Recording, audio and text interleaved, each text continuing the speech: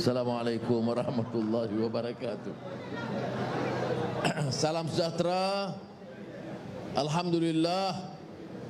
Nahmaduhu wa nusalli ala rasulihil karim. Yang berbahagia, saudara pengacara, pengarah pilihan raya, DPRP, Buzia, Aziza, Syed Ibrahim, Naib Presiden yang hadir, Saudara Amir dan Saudara Amin, wakili negeri masing-masing, Selangor dan Negeri Sembilan, dan saudara-saudara yang saya muliakan.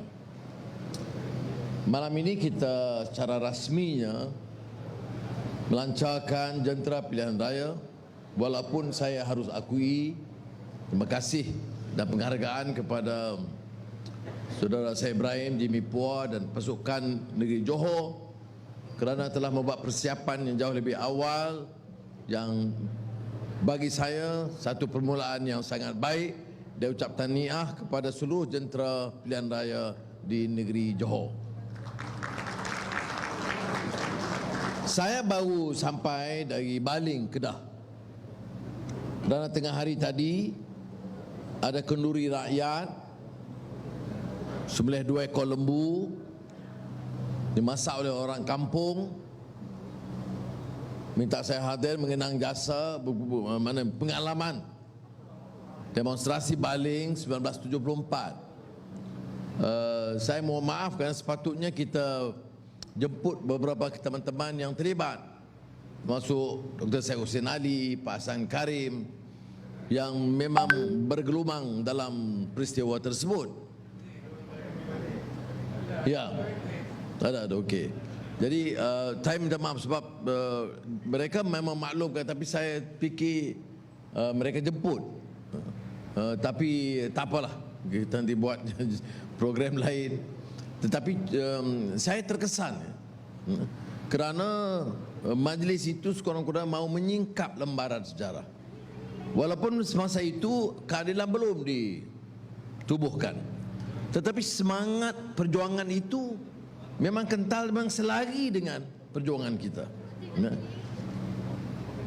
Masa itu anak-anak muda, mahasiswa umumnya, dan kami yang graduan muda bangkit setelah rakyat kampung, penurih getah, pekebun kecil bantah sikap leka, cuai, lembab kerajaan yang tidak mempedulikan nasib mereka. Alasan stok nimbal getah, stockpile di Amerika Syarikat, yang menyebabkan harga getah jatuh, merudum dan rakyat sengsara. Ada beberapa keluarga yang sangat miskin dan derita. Ada satu kes tertentu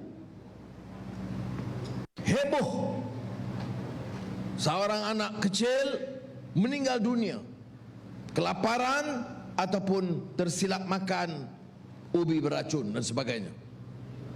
Kita tak dapat sahkan kesahihan berita tersebut, tapi yang sah ialah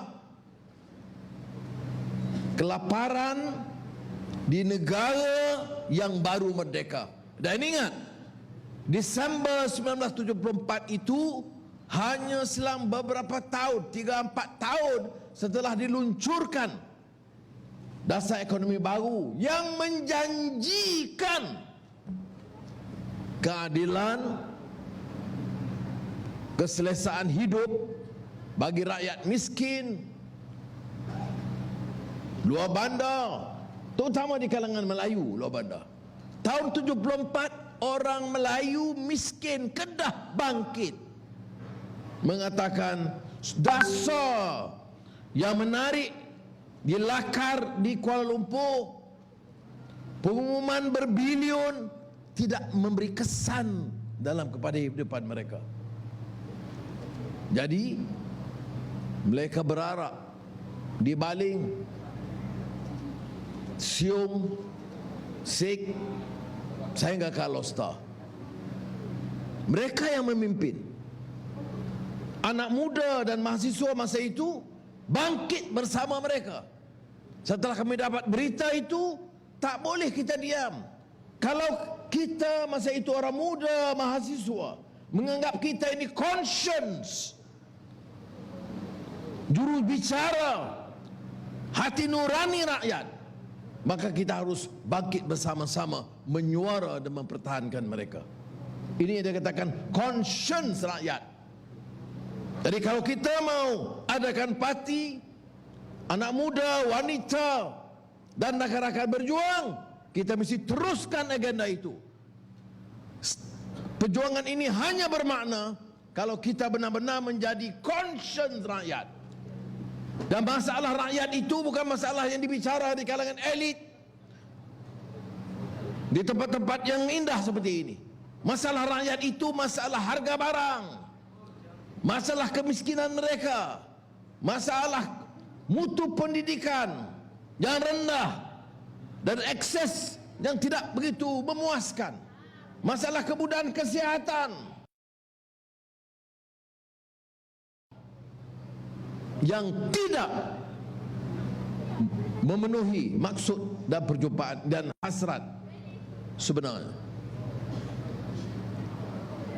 Ni yang nak cakap mesti, kalau tak nak cakap keluar. Ganggu saya bicara. Kita bercakap ni soal perjuangan rakyat baling yang sampai mati. Takkan kita nak sembang sorok-sorok. Kena faham. Sebab itu sengaja saya singkap semula sejarah ini. Kerana sejarah ini sejarah keperitan. Keperitan bangsa. Berlaku setelah dasar ekonomi baru. Mereka bangkit, disambut oleh anak-anak muda, mahasiswa. Saya bersama Hasan dan rakan-rakan lain, ribuan, puluhan ribu yang lain terlibat, ditangkap.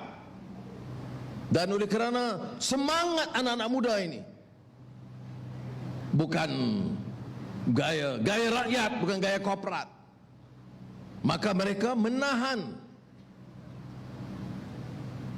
band polis dan kami keluar. Sekitar jam 5 petang saya keluar bebas. Tetapi 1,000 lain dalam tahanan ditangkap di merata balai polis di sekitar Kuala Lumpur. Jadi jam 8 malam begitu, saya pun pergi ke balai polis, minta jumpa OCPD. Siapa penguasa polis di sini? Dia datang, dia tengok, Anwar, ya. Mengapa begitu ramai ditahan? Bagaimana makan minum mereka, solat maghrib mereka? Maka ketua polis itu pun kata, terima kasih, sila duduk. Saya kata, bukan saya nak duduk, nak tuntut hak mereka. Sila, saya tak apa. Dia membawa saya masuk lokap, duduklah 2 tahun. Jadi saya gurau tadi dengan orang baling. Terima kasihlah orang baling, kerana saya suarakan saudara-saudara, nasib saudara, saya masuk penjara 2 tahun. Tapi saya kata, bukan saya dengan nada kesal atau menyesal. Saya cuba nak kaitkan. Ini bermakna perjuangan itu harus diteruskan. Ini relevansnya, kaitannya dengan perjumpaan kita pada malam ini. Semalam atau hari ini atau esok, selagi agenda rakyat ini tidak dapat kita selesaikan dan murnikan, selagi itulah kita akan berjuang dan lawan tetap. Ya. Jadi pilihan raya negeri ini jangan anggap satu perkara yang asing. Atau soal pimpinan parti, pilihan parti, bukanlah perkara asing. Mesti dalam kerangka ini. Kalau mau berjuang, kena terima kenyataan ini. Bukan lumayan, bukan bersenang lenang, bukan soal rebut semasa menjadi calon. Dan kalau tak jadi, hampas pulas habis fail-fail koyak gabak. Bukan. Kerana orang itu mana tidak mengerti bahawa orang yang berjuang di kampung itu tidak meminta apa-apa selain pada hak dan keadilan buat mereka. Ini pengalaman kita dalam peristiwa baling. Dan saya ucap sangat terima kasih setinggi-tingginya kepada rakan-rakan dan orang kampung yang masak dan kenuri rakyat tadi, sekadar untuk mendengar celoteh kita Dan apa yang boleh kita laksanakan seandainya kita beroleh kekuasaan, insya-Allah. Jadi ini juga yang harus kita ceritakan. Bukan semestinya soal baling, tapi soal rakyat. Isu yang menyentuh masalah rakyat, sebagainya disebut tadi. Soal pengangguran, soal peluang pekerjaan yang ratusan ribu yang di Singapura yang terjejas, pendidikan sebelum Covid dan selepas Covid, ataupun akhir dengan permasalahan Omicron ini. Mutu pendidikan kita terjejas, tidak ada program yang jelas. Ini memang disuarakan oleh Saudara Mazli berulang kali. Jadi apa yang nak dibanggakan oleh BN dan PN ini? Apa yang nak dibanggakan ni? Yang riuk gendah gegak kempita kestabilan untuk apa? Baik stabil. Stabil untuk apa? Stabil untuk senang ambil tanah, stabil untuk senang rompak atau dapat saham. Stabil ini untuk memastikan nasib rakyat terbela. 60 tahun memang stabil, tapi tidak menjamin keselesaan hidup rakyat. Jadi naratif stabil ini jangan mengelirukan. Seperti juga naratif perpaduan. Semua bicara soal perpaduan, perpaduan Melayu, kesatuan umat, perpaduan rakyat. Ya, negara merdeka harus bersatu padu, tapi untuk apa? Bersatu itu untuk keselesaan rakyat, bukan bersatu turun-temurun puluhan tahun, punggah kekayaan. Sebut saja Perdana Menteri dulu, sebelum ini, sekarang, semua kayanya bertimbun-timbun. Sebab itu kita hebahkan soal Pandora Papers. Senarainya tanpa kecuali, ya stabil masa itu, ya bersatu masa itu, tapi digunakan untuk memunggah kekayaan untuk mereka. Bukan 100 juta, bukan 200 juta, ada yang berbilion. Dan untuk pertahankan kedudukan mereka, mereka tentunya gunakan seluruhnya untuk menyekat dan menghalang parti-parti yang agak progresif. Seperti keadilan ini mesti dihalang. Oleh siapa? Oleh konglomerat yang besar. Sama dihalang terang, dihalang harus, dihalang untuk pecahkan kekuatan kita, mesti mereka lakukan. Kerana kita membawa agenda reform, islah mastata'. Kerana mereka takut dengan perubahan yang kita bawa. Kerana Pandora Papers akan dibuka dan ini melibatkan ramai elit yang berkuasa. Kerana cara mereka, perselingkuhan mereka, kerusakan sistem, sebut perbankan. Kalau bank itu diurus dengan baik dan bank negara itu ada integriti, tak mungkin 1MDB boleh berlaku. Kalau badan penguasaan sama ada siasatan jenayah polis ataupun SPRM itu bebas, telus, tak mungkin satu MDB dan lain-lain skandal itu boleh berlaku. Malah badan kehakiman sendiri pun sampai hari ini menjadi masalah. Mantan Perdana Menteri Tan Sri Muhyiddin menyatakan ada percobaan mempengaruhi, meminta beliau mempengaruhi. Maknanya apa? Maknanya mereka yakin Perdana Menteri itu boleh pengaruh kes. Ya, dan kita tahu kita alami masalah tersebut. Dulu pun pemimpin haprak, sekarang pun mereka harap haprak untuk campur tangan dalam soal badan kehakiman. Sebab itu dalam keadilan ini suara kita lain. Suara kita harus tuntas dan konsisten. Tidak boleh banyak melindungi penjenayah ini, okey, kerana dia sokong kita. Penjenayah ini tak boleh. Perasuah besar ini okey sebab dia dah boleh tolak ansur dengan kita. Dan perasuah besar yang ini tak boleh. Jadi saudara, ini Kalau kita ambil pandangan yang sedemikian, risikonya akan besar. Tapi apa pilihan? Apakah kita mau jadi perkakas bagi sekelompok untuk merusakkan agenda reform ini atau tidak? Ini hal yang harus difikir dan saya rasa relevan dengan isu di Johor. Apa naratif stabil ini bawa oleh UMNO BN? Kamu perintah. Apakah sejak kamu perintah ini boleh kawal harga barang? Ayam, telur pun tak terkawal. Adakah sejak kamu perintah kamu boleh kawal rasuah tidak merebak? Apa kamu perintah pelaburan bertambah, peluang pekerjaan bertambah, diperbaiki mutu pendidikan, mutu kesihatan? Tak ada. Apakah tidak ada pembangunan? Saya tidak pernah nafikan, memang ada pembangunan. Tetapi ketimbang kekuatan ekonomi yang ada, ini yang berlaku. Jadi isu kita dalam kempen, saya nak tegaskan di sini, tidak boleh lari untuk bicarakan konsep-konsep yang abstrak. Ialah isu rakyat. Dia sebut stabil, memang kita mahu stabil dan bersatu.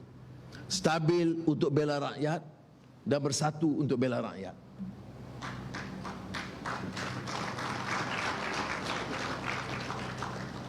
Dan ada yang bertanya, logo harus jelas. Kita mau bawa mesej yang jelas bahawa keadilan masih perlu balik kepada asas perjuangannya, kembali kepada landasannya untuk menuntut perubahan dalam sistem masyarakat kita.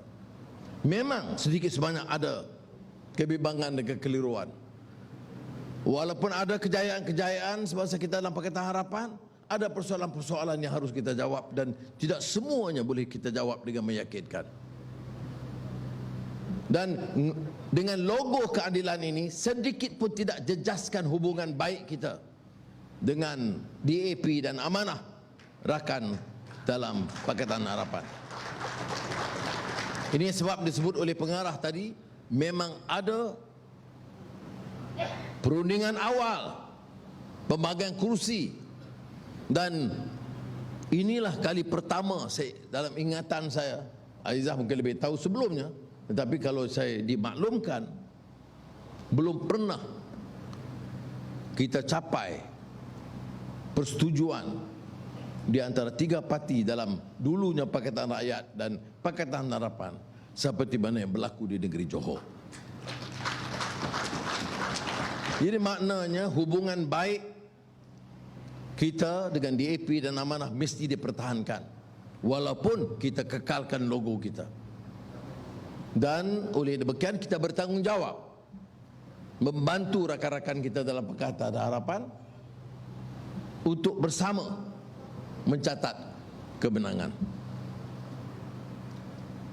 Dan sekiranya muda ikut semangat manifesto yang sama dan selesaikan masalah perundingan seperti mana dilakukan sebelum ini, saya tidak ada masalah untuk bersama-sama pastikan calon-calon muda juga turut menang dalam pilihan raya ini. Jadi kita tunggu respon mereka dan saya percaya insya-Allah akan positif, kerana kita tanpa semangat begini kita mudah diperalatkan oleh orang lain. Setelah 2018, apa yang usaha yang paling kuat dilakukan oleh musuh politik kita? Ialah menghakiskan keyakinan, azmatul thiqah, ya, menghakis keyakinan kepada pimpinan Pakatan Harapan dan Pakatan Harapan. Caranya apa? Propaganda yang sangat meluas, pecah belahkan kekuatan pembangkang, dan kalau kita tak waspada, perkara ini mungkin memberi kesan yang parah. Tetapi kalau kita faham bahawa badan induk yang besar ini masih boleh dikawal, saya tidak percaya walaupun mereka boleh usahakan dengan pelbagai langkah, dulunya serpihan dari keadilan dan kini beberapa serpihan daripada bekas DAP, saya percaya insya-Allah rakyat Johor akan membuat keputusan yang bijak dan menyokong PH. Jadi kita harap kita dapat menunjukkan secara sungguh-sungguh kerana keyakinan kita pembangkang harus cukup kuat bersatu. Dan ini bukan juga baru. Kita lakar begitu lama. 1998 sudah ada kesepahaman awal di antara 99 tiga parti itu, walaupun tidak dalam kerangka yang sama.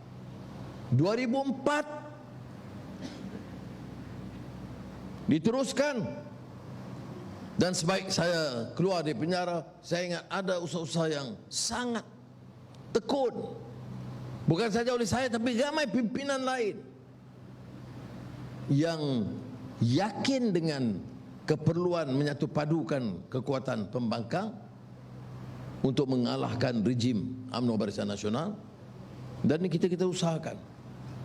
Dan saya hargai masa itu semangat rakan-rakan. Kalau lepas pada peringkat awal memang Ustaz Fadil no itu agak luar biasa kerana punya wawasan yang cukup jelas. Tetapi kita lihat dalam DAP masa itu macam Kit Siang, Karpal itu punyai sikap yang sangat pragmatik, asalkan kata mereka prinsip asas negara yang demokratik yang adil bagi semua itu dapat kita pertahankan. Dan kita dengan usaha pimpinan keadilan, maka kita meteraikan perjanjian masa itu, keadilan, DAP dan PAS, untuk memastikan peruntukan perlembagaan bahasa Melayu, agama Islam, hak keistimewaan Melayu Bumiputera dan kedudukan dan kedaulatan Raja-Raja Melayu itu dimasukkan dalam perjanjian supaya kita tetap kekalkan peruntukan dalam perlembagaan dengan jaminan keadilan dan hak kepada semua kaum dan agama negara kita. Ini satu kemajuan luar biasa yang dicatat, jauh lebih sukar daripada apa yang kita hadapi sekarang, dan alhamdulillah kita berjaya. Yesus harus juga menyingkap sedikit pengalaman lalu untuk meyakinkan kita bahawa arus ini, prinsip dan landasan ini mesti dipertahankan. Jadi saya harap saudara dalam mengarungi pilihan raya ini kita ambil sikap yang positif. Ya. Jangan terlalu banyak angkubah dan andaian tanpa menyelami masalah dalaman. Kita harus tahu bahawa Parti Keadilan Rakyat ini harus bertempur di kota, di pinggir kota, di desa, dengan kelainan dan kecanggihan masing-masing. Tapi tidak pernah kita merasa lelah. Ada kawasan Melayu yang kuat Melayunya dan sukar ditembusi pada peringkat awalnya. Kuala Kedah kita catat kemenangan, Merbuk kita catat kemenangan, dan banyak kawasan-kawasan lain di Selangor, Pematang Pauh, yang kita mampu menembusi kawasan-kawasan tersebut. Belajar dari pengalaman mereka. Politik ini perlu juga humility, sikap tawaduk. Kalau kita datang dengan sedikit pengalaman di kota, kita anggap kita boleh selesaikan semua, tak boleh. Jadi saudara, baik pimpinan Melayu atau Cina atau India atau Kadazan atau Iban harus mengerti bahawa suasana dan fokus kita itu berbeza, yang memerlukan kecanggihan dan pengalaman yang berbeza. Tetapi tidak boleh terlalu banyak sikap negatifnya. Fauziah menyebut harapan dia 8. Saya nak ingatkan pengarah pilihan raya harus usahakan, bukan soal 8, kita bertanding 20, kita mesti kerja semaksimal untuk menangkan 20.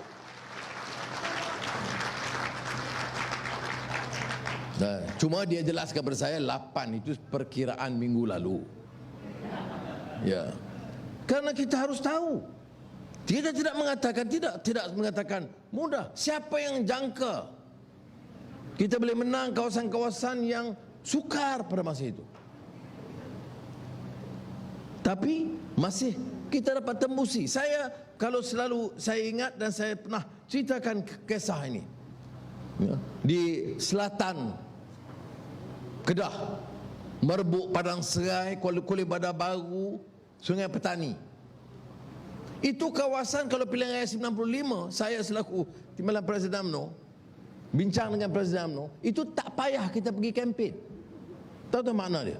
Tak perlu UMNO kempen, pimpinan UMNO turun ke gelanggang itu kempen, kerana kawasan itu terlalu kuat, mustahil ditebusi oleh pembangkang. Bila? 1995. Selang 10 tahun dengan kerja kuat, 10 tahun tidak, maknanya sejak 99,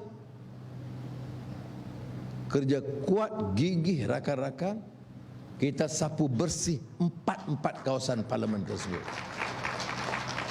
Kerana sikapnya begitu.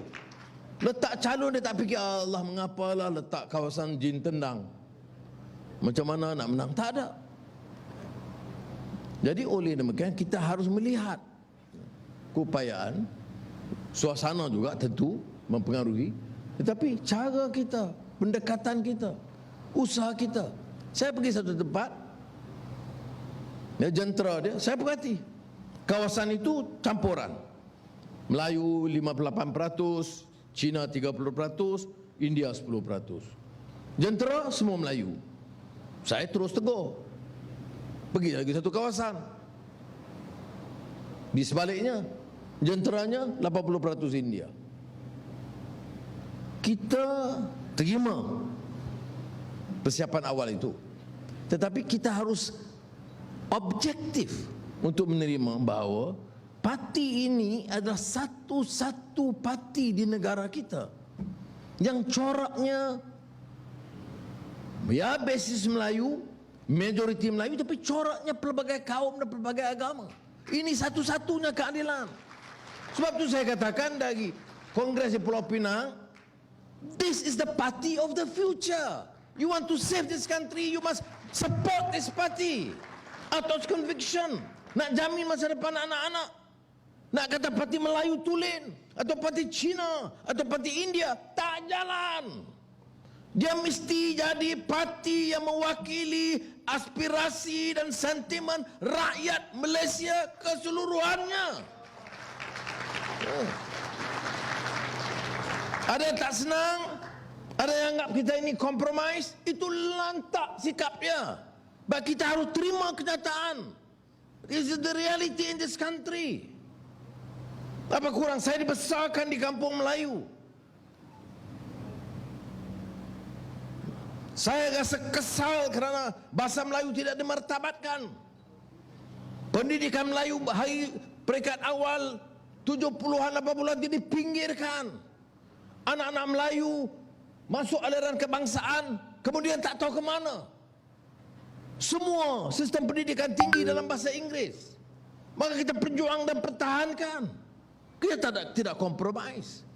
Sebab sekarang, umpamanya kadang-kadang dalam naratif dengan anak muda, dia heran. Mengapa nak support bahasa Melayu? Mengapa universiti aliran kebangsaan? Langsung terpadam, tak tahu bahawa sejarah ratusan ribu anak-anak dari aliran kebangsaan, majoriti Melayunya, atau Cina, atau India dan lain-lain, Iban Kadazan dari Sabah Sarawak, yang tidak ada masa depan kerana sistem pendidikan kita terbantut peringkat itu. Jadi kita pertahankan. Tapi kita juga terima kenyataan, untuk Malaysia ini maju, terangkat kedudukan dia, maka penguasaan lain-lain bahasa, terutama bahasa Inggeris, sangat penting. Dia tidak ada kekeliruan di sini, dan tidak payah apologetik. Ada orang kata, oh sekarang ni nak jadi pemimpin keadilan, dia mesti nampak Malaysia. Tak boleh nampak dah. Bahasa tak boleh, dan budaya tak boleh, ekonomi desa tak boleh bicara. Ini masalah kita. Sebab itu kadang-kala sikap begini itu menyentuh sentimen dan perasaan masyarakat Melayu, seperti mana beberapa tindakan yang meremehkan kedudukan orang Cina atau lain agama, yang menyebabkan orang Cina pun merasa sangsi. Dan kita lah satu-satu parti, bayangkan, yang terpaksa jawab soal RUU 355 secara terang. Tak boleh lari, tak boleh pergi pada orang Islam, kita mau 355. Pergi bukan Islam, kita reject 355. Tak boleh. Kita kena mendepani masalah itu. Maka panggil peguam-peguam kita dalam barisan pimpinan bersama Makno Manuti, kena panggil Siva, William dan lain-lain peguam, bincang dan bahas bagaimana boleh kita beri penjelasan dan jawapan yang munasabah dan baik. Saudara, ini masalah dalam keadilan, dan ini bagi saya bukan kelemahan, ini kekuatan dia kalau kita mampu hadapi. Jadi untuk menghadapi pilihan raya ini, tentu hal semua perkara-perkara ini tak payah kita bincang, melainkan apa yang dikehendaki oleh rakyat. Tetapi sekadar tunjuk kerangka kita dalam menentukan hala tuju. Ada yang tanya lagi tentang calon. Saya jawab seperti mana? Ini Syed Ibrahim ada, pimpinan ada, cabang-cabang kemukakan, negeri beri pandangan, JPRP, JPRN, JPRP. Kemudian ada juga kelemahan, tak cukup calon wanita yang diketengahkan. Selesai calon wanita, ada kurang calon angkatan muda keadilan. Kita janji sekurang-kurangnya dalam 20 harus minima, paling minima 3 wanita dan 3 AMK. Maka terpaksa ada pertukaran sahan akhir. Kemudian ada semakan, kalau ada kes-kes lain yang mengganggu, ditukar sahan lain. Jadi itu berlaku dalam prosesnya, dan saya percaya tidak semua boleh memuaskan hati, tetapi sementara boleh kita berikan teguran dan pandangan. Sekarang masanya ialah untuk turun ke lapangan dan bekerja sedaya upaya kita memenangkan calon-calon kita dalam pilihan raya ini. Jadi saya harap saudara, permulaan yang baik. Saya tak boleh nafikan, walaupun saudara dulu Halim di Melaka, dia kenal dengan saya, dan Syed Ibrahim, memang saya tak bagi peluang. Kalau ada apa-apa saya sergah terus. Ini kerana kerja yang tidak mudah bagi saya dan tidak mudah bagi dia, tapi saya terpaksa lakukan. Saya pergi ke kawasan-kawasan setengah, Gopala tahu Ulu Tiram, saya tak mau bagi tahu dia. Dia kata calon, tak ada cakap pasal calon, buat kerja dulu. Dia pun saya nampak sedih, hampir-hampir nak pengsan dah situ masa tu.